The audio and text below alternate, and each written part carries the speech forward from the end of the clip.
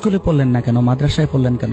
স্কুলের শিক্ষা তো এত বড় শিক্ষা না। আম্মু বলছে যে মাদ্রাসায় পড়ো, মাদ্রাসায় পড়লে একদিন বড় হবা। মূলত কারণ হলো আল্লাহকে খুশি করার জন্য মাদ্রাসায় পড়তেছি। স্বপ্ন কি আছে? আমার স্বপ্ন আল্লাহকে খুশি করাই, একজন হাফেজ হবো, একজন ভালো মানুষ হবো, এটাই স্বপ্ন। আমার বাবা চাকরি করে, মা বাসায় কাজ টাজ করে, হাউস ওয়াইফ। বড় হয়ে মায়ের জন্য কি করবো? বলছিল আম্মু যে আমি মরার আগে যেন শুনতে পারি যে তুই হাফেজ হবি। আমিও আল্লাহর কাছে দোয়া করে যেন হাফেজ হইতে পারি। পারবা মায়ের স্বপ্নটা পূরণ করতে? মানে আল্লাহ তাআলার কাছে গিয়েছি, এখন আল্লাহ তাআলা ফিরাই দিবে না।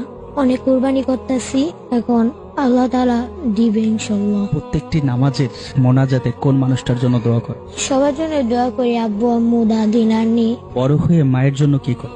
দেখি আল্লাহ তাআলার কাছে গিয়েছি, আল্লাহকে খুশি করার জন্য গেছি, যে আল্লাহ তাআলা যেটা ভাগ্যে রেখেছে ওইটাই হবে। মাকে এত বেশি ভালোবাসো কেন? জন্ম দিয়েছ আম্মু। একজন নবীজির কাছে একটা সাহাবী গেছিল যে হে রাসূলুল্লাহ, আমার মার অধিকার কতটুকু আর বাবার অধিকার কতটুকু। প্রথমবার জিজ্ঞেস করছে, প্রথমে আমাদের নবী মুহাম্মদ সাল্লাল্লাহু আলাইহি ওয়াসাল্লাম বলছিল মা, দ্বিতীয়বার আবার জিজ্ঞেস করছে তখনও বলছিল মা, তৃতীয়বার আবার জিজ্ঞেস করছে তখনও মা বলছে, চতুর্থবার জিজ্ঞেস করার পরে তিনি বাবার কথা বলছে। তাহলে মার গুণ 70 আর বাবার 30 গুণ। এজন্য দুজনের সমানভাবেই দেখি আমি। মাদ্রাসা থেকে বাসায় আসলে অনেক খুশি হয়, অনেক কিছু রান্না করে খাওয়ায়।